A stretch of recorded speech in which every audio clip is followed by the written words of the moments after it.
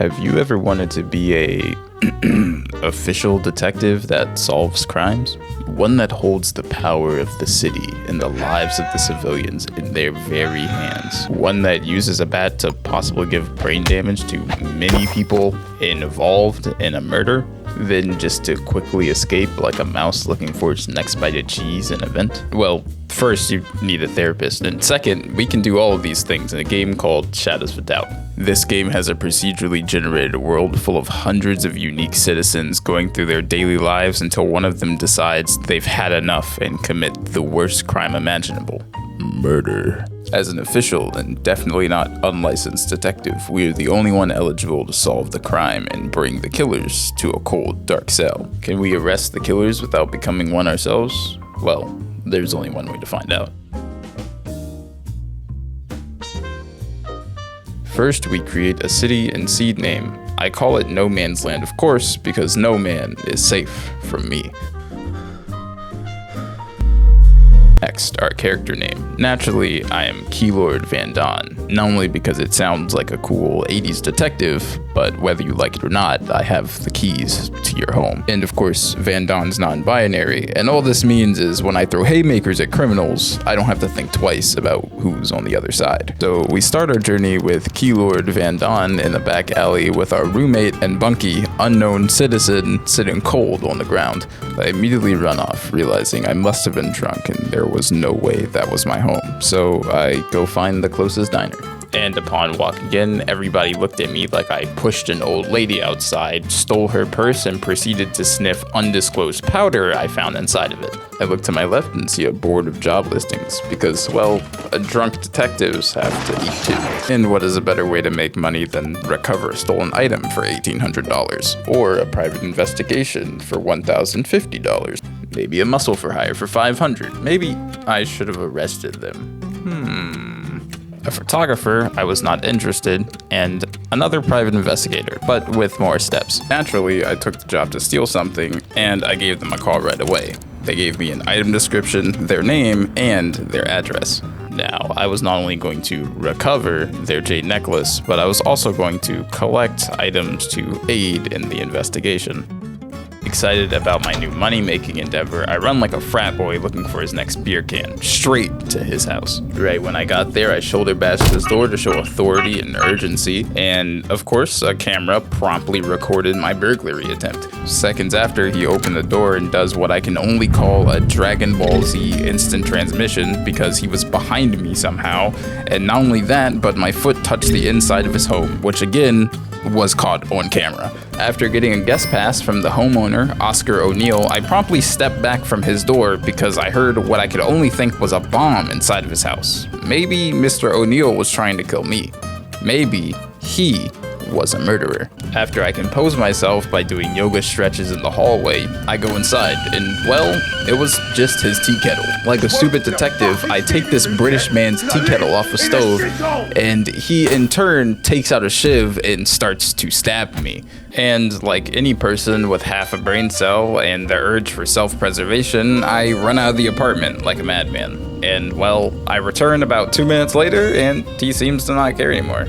I guess he watches a lot of TikTok. So, like any good detective, I got inside and I got to work. I searched drawers, cabinets. I even enriched myself with $3 on his nightstand. We'll call that tax for now. And while Mr. O'Neill was using the bathroom, I found a code for his safe, so I decided to take a little peek. A sink disk upgrade valve. Exactly what I thought. Drugs. No normal man would stab me just for grabbing a kettle, but a man on drugs says it all. So I took it for evidence. Good for me, there is a new case that just showed up. So now it's time to really get down and dirty. So like any good licensed professional detective, I went to the station to grab the file. I went to a local pharmacy after grabbing the case and found a note on the counter in front of the cashier that happened to be the code for the manager's office, so I thought I'd let myself in. I opened the door after slipping past the camera, and I was greeted with a dark room, computer, and a safe. And after I rummaged through the manager's things, you can guess what we found. Another sink disk upgrade valve, aka drugs. It seems like we have a problem in this city, and well, I'm here to clean it up. So, as any good detective does, I took it for evidence. And well, that set off the automated minigun sentry security. Oh yeah, back to the murder case. I almost looked like a thief for a second. I walked back in after a few minutes because I think it'd be safe. It wasn't. After being chased around the block by a psychopathic security guard with a pistol, I somehow found myself in a random person's apartment.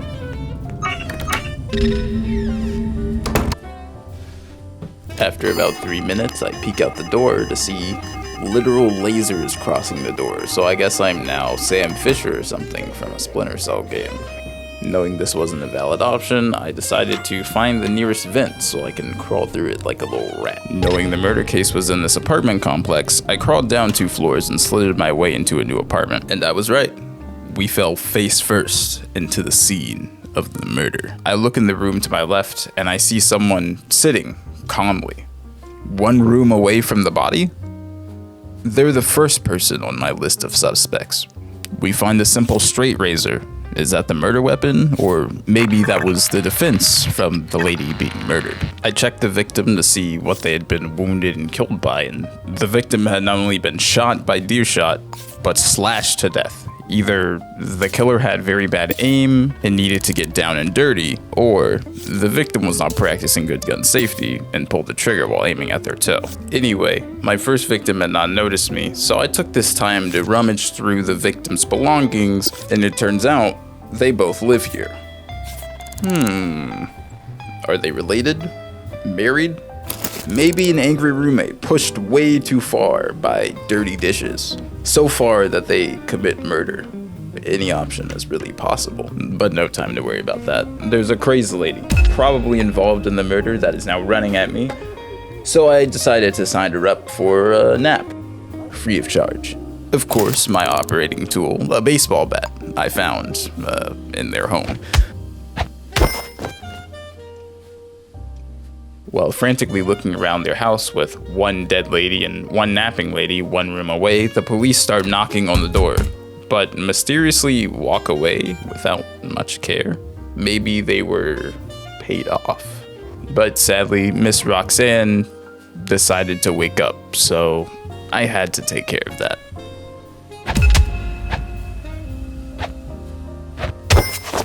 I opened their safe to hopefully find deer shot or maybe a gun, just to simply get this case over with. But I found something far, far worse. Body mods, aka more drugs, but just drugs you can attach to your body.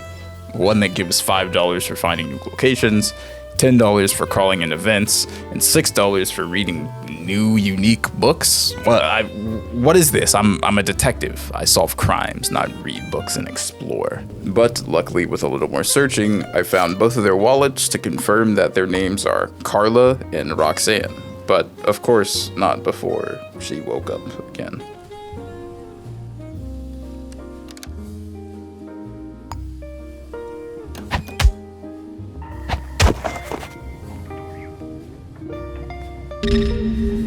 The last thing I need to do was see who was the last person that was called. Maybe there would be a lead, a trail, crumbs to find the true murderer in this case. We got an answer, so naturally we tracked the number to 801 Tsukai Heights. And then we took off. But of course not before snapping a quick picture. Why would I document my own crime? I don't know. Why do you put on your left shoe first every day? I'm just trying to do my job. Right as I arrive, a lady walks in the door. And soon after, I suspect what would be their mom walks in right after them. They must be a nice pair. Like, I wouldn't assume that these two could harm a fly. And with that train of thought, I bang on the door like I'm being chased and I'm about to be stabbed. They graciously invite me in, and immediately I see on the table they have a gun. So I take back all of my previous statements, and they might actually be murderers. Maybe not the murderer, because deer shot can't be shot out of this gun, but they might commit a murder. And this is just for everybody. This is just a small PSA or public service announcement. If you invite anyone random into your home that absolutely nobody knows, make sure you tell everybody, so you don't end up like this poor, uninformed mother.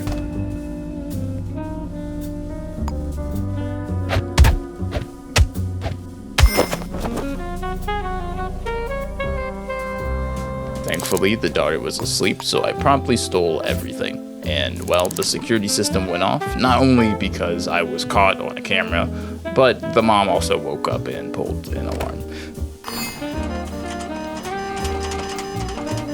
So I found a vent to escape, and at this point I realized it couldn't have been this nice family.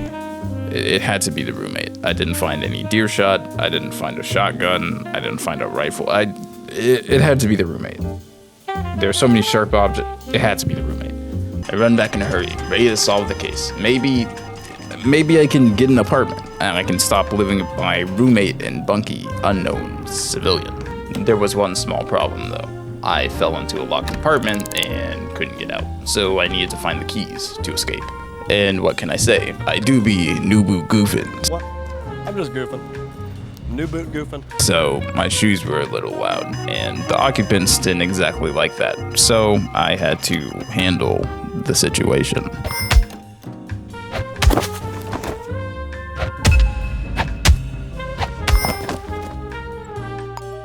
And after finding the key, I briskly left to go to the city hall to get some handcuffs. And I know everyone here is thinking, you should probably handcuff yourself and turn yourself in. You're the murderer. No, I'm a detective. And of course, my inventory was full, so I threw some of the confiscated drugs on the floor, and while everybody looked at me like I was a crazed homeless man, I bought the handcuffs and left to go serve justice. I unlocked the door with the key that I took from them earlier, and of course, I took out the people's bat and showed her what a few extra hits to the head can do to a person. Brain damage. It's brain damage. That's what it does to a person. I handcuffed her. Then, of course, I filled out the required paperwork for justice and filed it at City Hall. And now we just wait for the verdict.